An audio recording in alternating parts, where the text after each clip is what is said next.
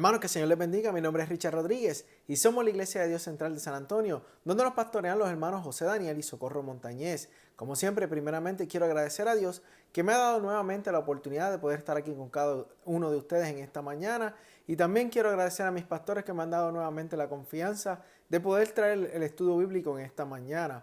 Y en el día de hoy vamos a continuar con esta serie de estudios que hemos comenzado bajo el tema Puesto los ojos en Jesús. Esto es un estudio a la epístola a los Hebreos y hemos estado utilizando como base bíblica el capítulo número 12, el versículo número 2 de Hebreos, donde el autor nos dice: puesto los ojos en Jesús, el autor y consumador de la fe, el cual por el gozo puesto delante de él sufrió la cruz, menospreciando lo oprobio, y se sentó a la diestra del trono de Dios. Y la semana pasada comenzamos a estudiar el capítulo número 8 de Hebreos y estuvimos estudiando de cómo el autor de Hebreos presenta a Cristo como mediador de un mejor pacto. También estuvimos viendo de cómo el tabernáculo terrenal construido por Moisés bajo las órdenes de Dios era figura y sombra del verdadero tabernáculo, el tabernáculo celestial. También estuvimos estudiando las 4 razones por las cuales el ministerio sacerdotal de Jesucristo es mejor que el de los otros sacerdotes,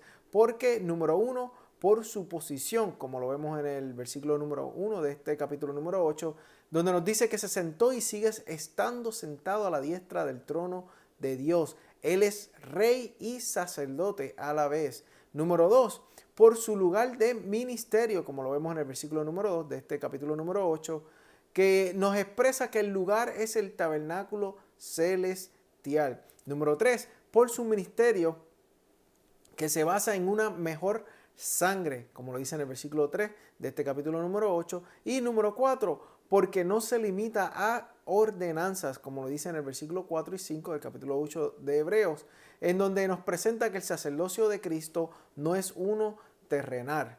También estuvimos viendo que una de las razones por la cual debemos poner nuestros ojos en Jesús es porque Jesús es el mediador de un mejor pacto y con mejores promesas. Por tal razón tenemos que poner nuestra mirada fijamente en Jesús. Y por último, nos quedamos la semana pasada hablando sobre que el antiguo pacto de la ley tenía defectos, y eso es lo que vamos a entrar a estudiar hoy. Vamos a ver en qué consistía el defecto de la ley que nos menciona el autor de la epístola a los Hebreos. Pero antes de comenzar con este estudio, vamos a orar en esta mañana para que el Señor nos dirija a cada uno de nosotros. Señor, te damos gracias por este día. Gracias por tu amor, gracias por tu bendición. Señor, te damos gracias porque nos has permitido estar aquí en esta mañana para adorar primeramente tu nombre. Señor, yo te pido que se haga tu voluntad en cada uno de nosotros. Señor, te pido que sanes al que esté enfermo, que libertes al que esté atado y sobre todo que des salvación al que necesita de tu salvación. También te pido, Señor, que nos ayudes a poder entender tu palabra en esta mañana. Te lo pedimos todo en el nombre de Jesús. Amén y amén. Ya vimos cómo el autor hace mención de que el antiguo pacto de la ley, o sea, que lo temporal del antiguo pacto de la ley era evidencia de que tenía defectos. Y es por tal razón que tuvo que establecerse este nuevo pacto. Vamos a pasar nuevamente a leer el versículo número 7 del capítulo 8 de Hebreos para que podamos entender esto. Y dice: porque si aquel primero hubiera sido sin defecto, aquí el autor lo está presentando de cómo aquel viejo pacto habían defectos en ese pacto. Y dice: ciertamente no se hubiera procurado lugar para el segundo. O sea, si aquel viejo pacto no hubiese tenido defecto, entonces no se hubiese requerido de que hubiese un nuevo pacto.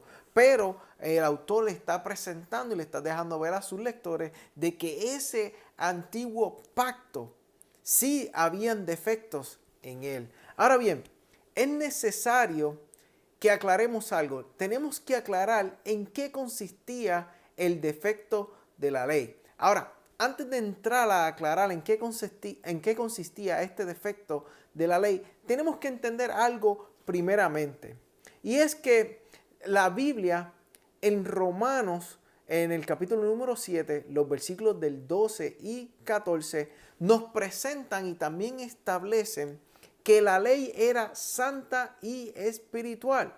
¿Por qué? Pues obviamente porque fue dada por Dios. O sea, no podemos decir de que la ley era inservible o tú sabes, que no tenía importancia. No, no. Tiene mucha importancia y era santa y era espiritual. Y esto es lo que Pablo entonces nos está diciendo y está presentando en este capítulo número 7 de Romanos. Y leamos desde el versículo número 1 del capítulo 7 de Romanos para que podamos entender y ver de que la ley era santa y espiritual. Y miren lo que dice en el versículo 1. ¿Acaso ignoráis, hermanos? Pues hablo con los que conocen la ley, que la ley se enseñorea del hombre entre tanto que éste vive, porque la mujer casada está sujeta por la ley al marido mientras éste vive. Pero si el marido muere, ella queda libre de la ley del marido. Así que si en vida del marido se uniere a otro varón, será llamada adúltera. Pero si su marido muriere, es libre de esa ley. De tal manera que si se uniere a otro marido, no será adúltera. Así también vosotros, hermanos míos, habéis muerto a la ley mediante el cuerpo de Cristo, para que seáis de otro, del que resucitó de los muertos, a fin de que llevemos fruto para Dios. O sea, nos está diciendo, está haciendo esta comparación, ¿verdad? De un matrimonio, de un esposo y una esposa. Y está diciendo de que si la esposa, mientras el marido vive, se va con otro hombre y se acuesta con otro hombre, pues comete adulterio. Pero, ¿por qué? Porque la ley dice que la mujer o la mujer o el marido que estén casadas y se van con otra persona a tener relaciones, entonces cometen adulterio. Pero Pablo está diciendo que tan pronto si el marido de esa mujer muere, ella entonces se va y se casa con otro hombre, pues ya no comete adulterio. ¿Por qué? Porque ya murió el marido y ya queda libre de esa ley. Entonces Pablo nos está diciendo de que ahora ya hemos muerto a la ley mediante el cuerpo de Cristo, para que ya ahora ya no seamos de esa ley, sino que ahora seamos de Cristo. Es como dice en este versículo 4 del capítulo número 7 de Romanos. Dice, así también vosotros, hermanos míos, habéis muerto a la ley mediante el cuerpo de Cristo, para que seáis de otros, del que resucitó de los muertos, a fin de que llevemos fruto para Dios. Porque mientras estábamos en la carne, las pasiones pecaminosas que eran por la ley obraban en nuestros miembros, llevando fruto para muerte. Pero ahora estamos libres de la ley por haber muerto para aquella en que estábamos sujetos, de modo que sirvamos bajo el régimen nuevo del Espíritu y no bajo el régimen viejo de la letra. ¿Ve? Aquí entonces Pablo hace esa comparación de un matrimonio y lo está haciendo ahora de la relación que nosotros tenemos con Cristo. Y mire cómo sigue Pablo en este capítulo número 7, pero en el versículo 12 dice, de manera que la ley a la verdad es santa y el mandamiento santo, justo y bueno. O sea, las escrituras, Pablo nos está dejando saber de que la ley a la verdad es santa y el mandamiento santo, justo y bueno. Y después mire cómo dice en el versículo 14 del capítulo 7 de Romanos, dice, porque sabemos que la ley es espiritual, mas yo soy carnal, vendido al pecado. Así que la ley era santa y espiritual, pero el ser humano era incapaz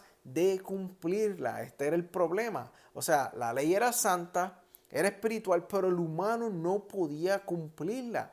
Era incapaz de poder cumplirla. Entonces, si el ser humano fallaba en cumplir a un solo punto, un solo estatuto de la ley, si el humano fallaba tan siquiera un pequeño estatuto de la ley, entonces era culpable de violar toda la ley. O sea, si usted fallaba en un pedacito de la ley, era culpable entonces de fallar toda la ley por completo. Y esto lo podemos ver en el libro de Santiago, el capítulo número 2, el versículo 10, que nos dice, porque cualquiera que guardare toda la ley, pero ofendiere, mire cómo dice, en un punto, se hace culpable de todos los demás puntos. También entonces encontramos que la ley exigía su cumplimiento, pero no le daba la ayuda o capacidad a la persona para que la pudiese cumplir. Y esto lo podemos ver en los versículos que acabamos de leer del capítulo número 7 de Romanos, donde el apóstol Pablo nos hace la comparación, como ya dijimos, a la ley con un marido exigente que no ayuda a su esposa. Esa es la comparación que Pablo está haciendo. O sea, compara a la ley como este marido que exige y exige y exige, ¿verdad? Es como un marido que le dice a la esposa: lávame los trastes, cocíname, haz esto y haz lo otro, pero no ayuda a su esposa. Esto es lo que está diciendo Pablo. Y entonces que es necesario que la muerte libere a la mujer para que pueda casarse con otro.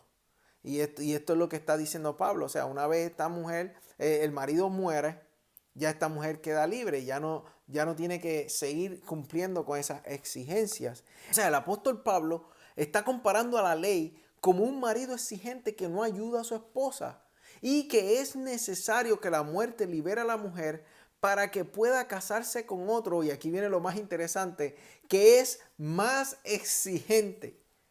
O sea, esto es lo que Pablo está diciendo, que es necesario que la muerte libere a la mujer de este marido que es exigente para que se case con otro que es aún más exigente. Pero la diferencia es que este marido que es aún más exigente le va a ayudar a cumplir con sus obligaciones. Hermanos, lo que Pablo nos está diciendo aquí es que la ley es el marido exigente que no ayuda al creyente, pero que Cristo es el marido más exigente que nos ayuda mediante el Espíritu Santo a cumplir con sus exigencias. Pablo dice que se debe morir a la ley para unirse a Cristo, que es la gracia. O sea, esto es algo muy interesante, hermano.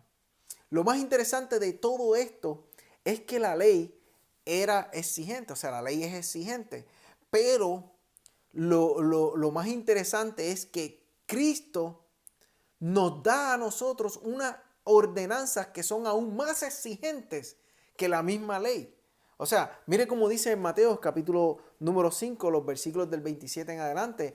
Mire cómo dice, esto es Jesús hablando, entonces Jesús pasa a citar lo que dice la ley. Y mire lo que dice en el versículo 27 del capítulo 5 de Mateo. Dice: oísteis que fue dicho, no cometerás adulterio.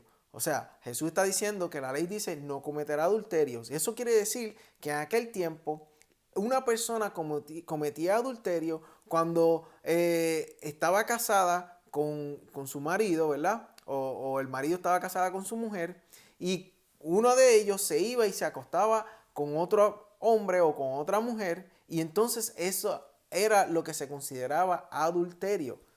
Tenía que ocurrir ese acto físico para que ocurriera el adulterio. Ahora, pero Jesús entonces da una orden que es aún más exigente que la misma ley. Mire cómo prosigue en el versículo número 28 del capítulo 5 de Mateo. Mire cómo lo dice. Dice: pero yo os digo que cualquiera que mira a una mujer para codiciarla, ya adulteró con ella en su corazón. ¡Wow! Ahora se puso más exigente. O sea, la ley decía que cometías adulterio cuando tú te acostabas con una persona que no era tu marido o tu esposa.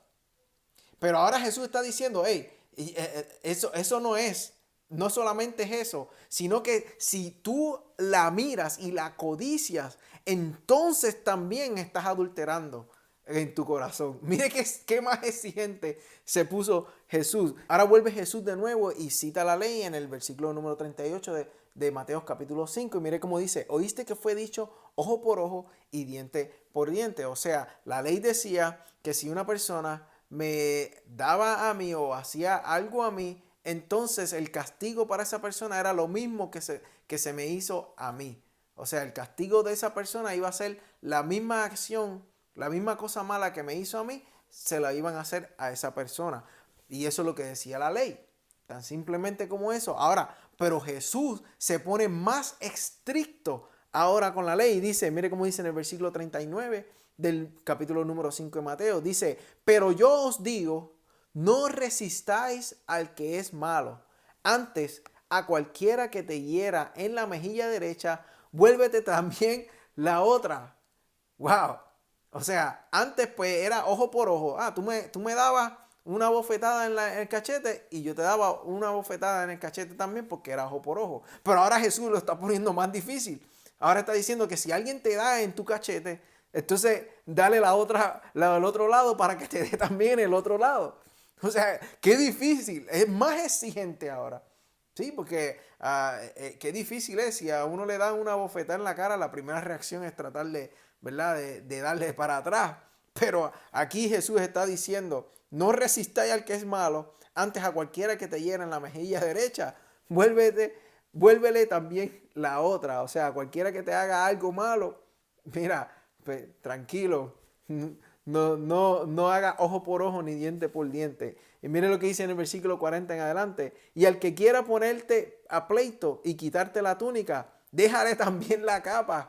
O sea, que al que te está haciendo pleito y molestándote y que te quiere quitar la ropa, mira, no solamente la túnica, quítate toda la capa y dásela. Qué difícil es eso, hermano. Eso es más exigente. Y entonces en el versículo 41 dice, a cualquiera que te obligue a llevar carga por 1 milla, ve con él 2. O sea, cualquiera que te diga, mira, ven conmigo y camina conmigo 1 milla, Jesús está diciendo, no solamente camines 1 milla con él, camina 2. Mira qué exigente se ha puesto Jesús. Y en el versículo 42 dice, al que te pida, dale. Y al que quiera tomar de ti prestado, no se lo rehuses. Oíste que fue dicho, amarás a tu prójimo y aborrecerás a tu enemigo. Mire cómo cita de nuevo la ley. Dice, amarás a tu prójimo y aborrecerás a tu enemigo. Pero mire la exigencia de Jesús. Es más grande que la ley ahora. Porque dice, pero yo os digo, amad a vuestros enemigos. Bendecid a los que os maldicen. Haced bien a los que os aborrecen. Y orad por los que os ultrajan y os persiguen. Esto es algo increíble. Es como el pastor hablaba en la predicación de las semanas pasadas, ¿verdad? Sobre el amor. Si no tenemos amor, ¿verdad? De nada sirve que estemos buscando del Señor y haciendo cosas para el Señor. Y Jesús aquí se está poniendo más exigente todavía que la ley. Y entonces la pregunta que pudiéramos estar haciéndonos en estos momentos es, pero entonces, ¿cómo uno podría cumplir con estos estatutos de Cristo?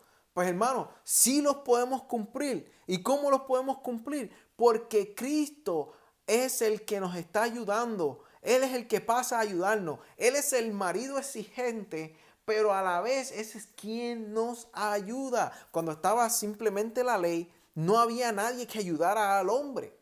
Pero ahora Jesús es más exigente que la ley, pero Jesús está ahí para ayudarnos a cada uno de nosotros y nos ayuda mediante el Espíritu Santo a cumplir sus exigencias. Wow, hermano, esto es algo grandioso, porque aquí podemos ver que Jesús no nos deja solos. No estamos solos, hermano. No estamos solos. A pesar de que Él es más exigente, no estamos solos porque Él nos está ayudando a través del Espíritu Santo. Él nos guía a través de su palabra, como dice en el Salmo 119, dice, lámpara es a mis pies tu palabra y lumbrera a mi camino. O sea, Él nos ha dado una guía, nos ha dado al Espíritu Santo, que es el Paracleto, el que nos guía, el que nos ayuda a recordar las Escrituras.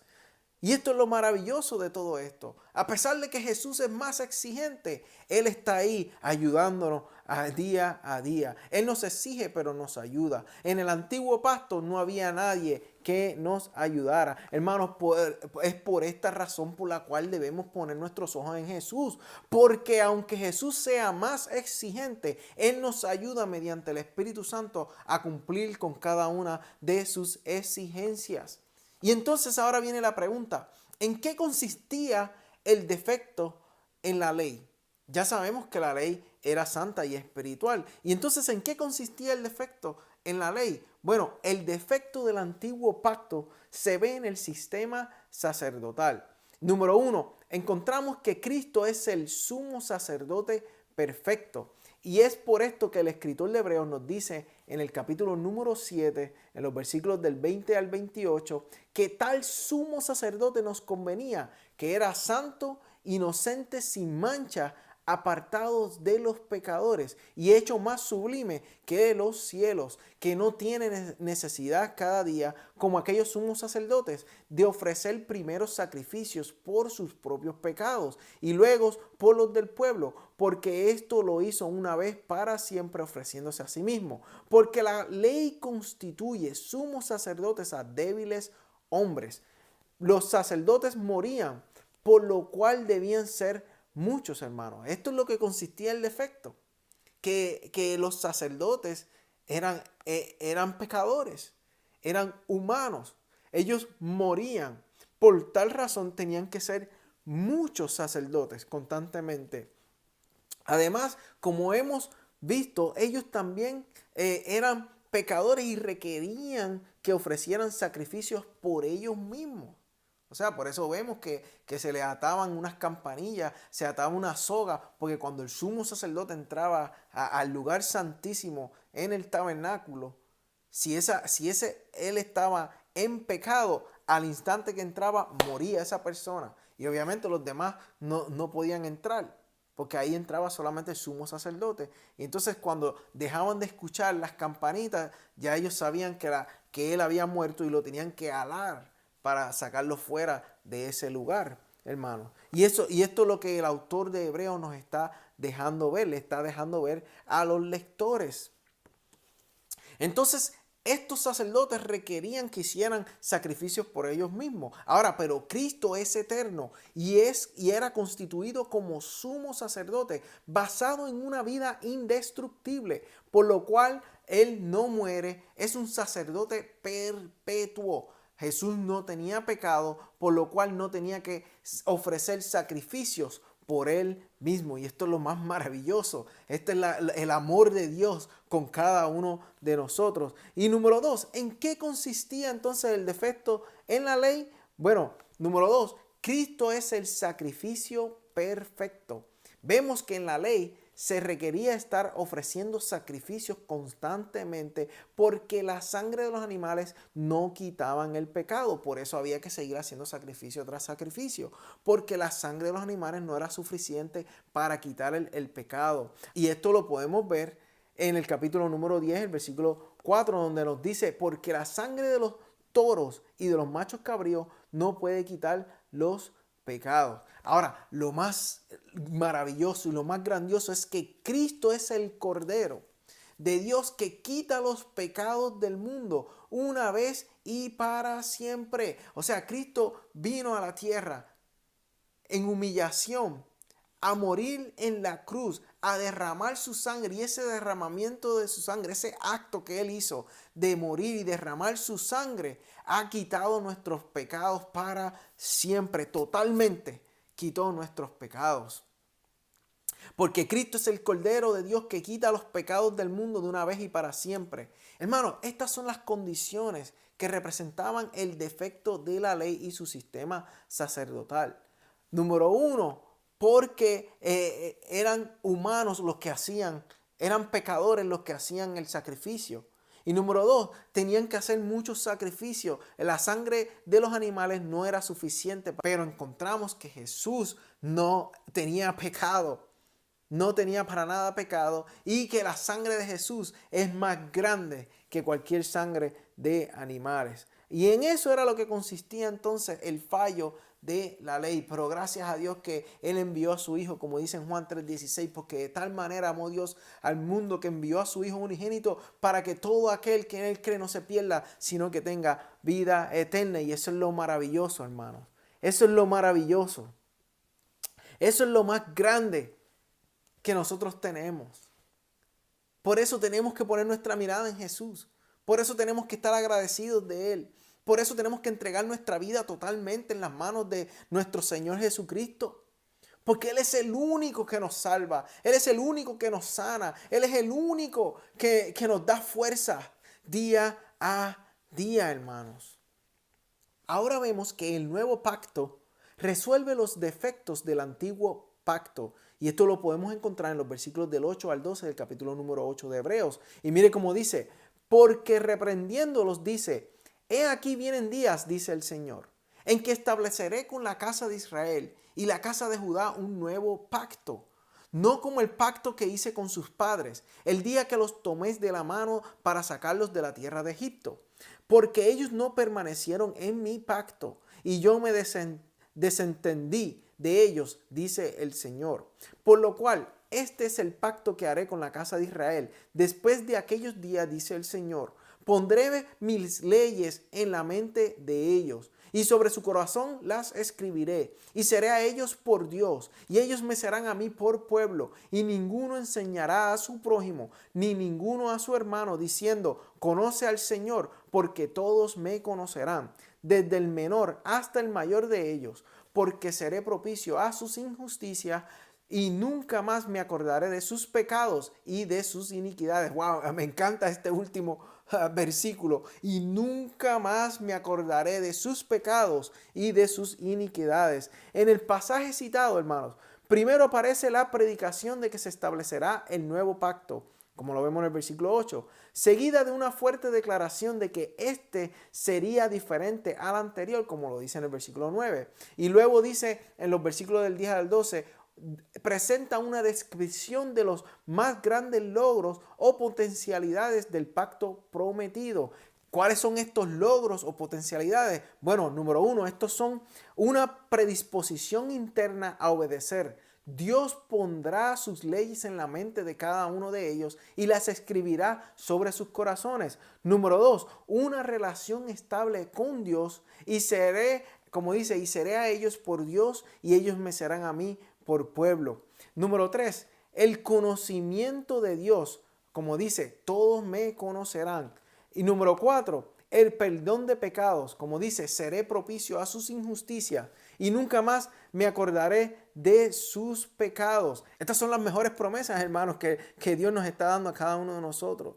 Resulta claro, hermanos, que todos esos beneficios pertenecen de hecho a todos los regenerados de todas las épocas de la historia a partir de la cruz. Aunque el nuevo pacto se enfoca específicamente en Israel, como dice la casa de Israel y casa de Judá, en Jeremías capítulo 31, versículo 31, que dicho sea de paso, esto lo que está hablando el autor de Hebreo aquí, está citando a Jeremías, lo que Jeremías estaba diciendo hace mucho tiempo atrás. O sea, vemos entonces en el capítulo 31 de Jeremías, el versículo 31, que es bien claro que los cristianos del tiempo presente también disfrutan de sus bendiciones. Y esto lo podemos ver en Lucas, el capítulo 22, el versículo 20, en 1 Corintios, el capítulo 11, el versículo 25, y en 2 Corintios, el capítulo 3, el versículo 4. Ahora pasemos, hermanos, a leer el versículo número 13. Y dice, al decir, nuevo pacto ha dado por viejo el primero, y lo que se da por viejo y se envejece está próximo a desaparecer. Hermano, este viejo pacto ha desaparecido. Ya desapareció este viejo pacto. Precisamente pocos años después de haberse escrito esta carta de Hebreos, las tropas romanas dirigidas por el general Tito destruyeron la ciudad y el templo, acabando así con el sistema sacerdotal y los sacrificios de animales de la religión judía hasta el día de hoy. O sea, una vez entraron estos romanos, destruyeron el templo, ya no se han hecho más sacrificios de animales. ¿Por qué? Porque es como dice el autor de Hebreos aquí, al decir en el versículo 13 del capítulo 8 de Hebreos, dice, al decir nuevo pacto ha dado por viejo al primero y lo que se da por viejo y se envejece está próximo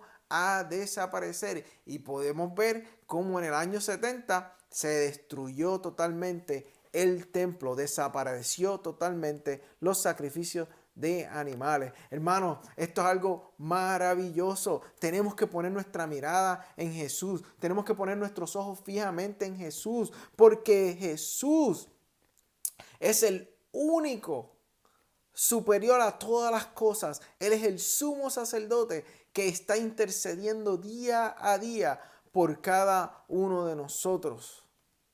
Porque Él es el Rey de Reyes y Señor de Señores y Él es el sumo sacerdote a la vez. Y yo quiero hacer una invitación a aquel que todavía no ha entregado su vida al Señor Jesús. Yo te invito a que corras a los pies de Jesucristo en arrepentimiento y fe y entregues tu vida a Él, para que entonces recibas las grandes bendiciones que Dios tiene para cada uno de nosotros. Y no importa en qué estado te encuentres de pecado, ven y corre en arrepentimiento y fe delante de Él. Y Dios jamás se volverá a acordar de tus pecados. Así que, hermano, hasta aquí la lección de hoy.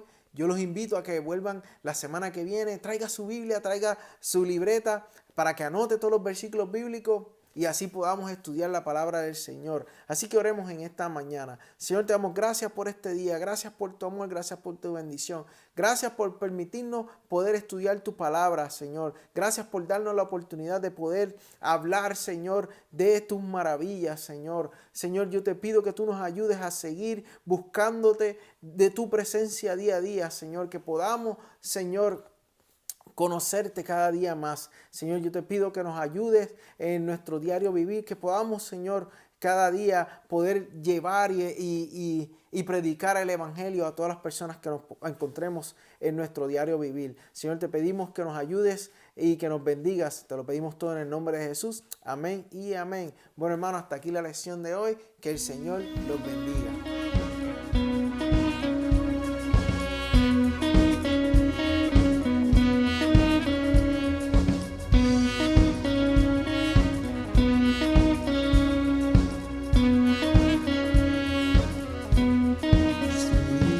Santo, bienvenido a este lugar.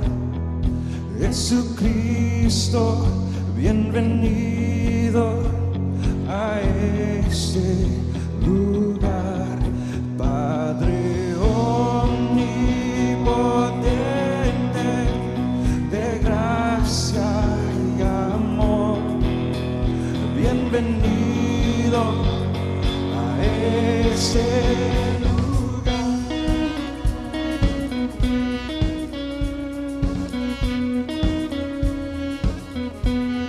Espíritu Santo, bienvenido a este lugar.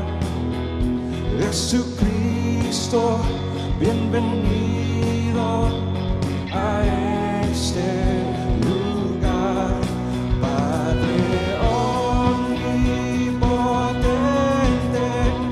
de gracia y amor, bienvenido a este lugar. Bienvenido, Espíritu de Dios, damos gloria solo a ti, Señor. Bienvenido, Espíritu de Dios, hoy rendimos coronas a tus pies. Bienvenido, Espíritu de Dios, damos gloria solo a ti, Señor. Bienvenido, Espíritu de Dios, hoy rendimos coronas a tus pies.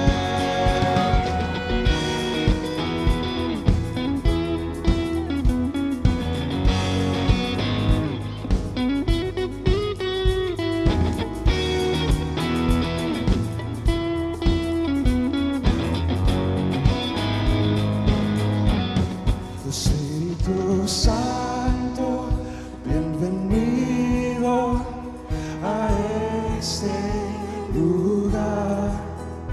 Jesucristo, bienvenido a este lugar. Padre omnipotente, de gracia y amor, bienvenido a este lugar. Bienvenido, Espíritu de Dios, damos gloria solo a ti, Señor. Bienvenido, Espíritu de Dios, hoy rendimos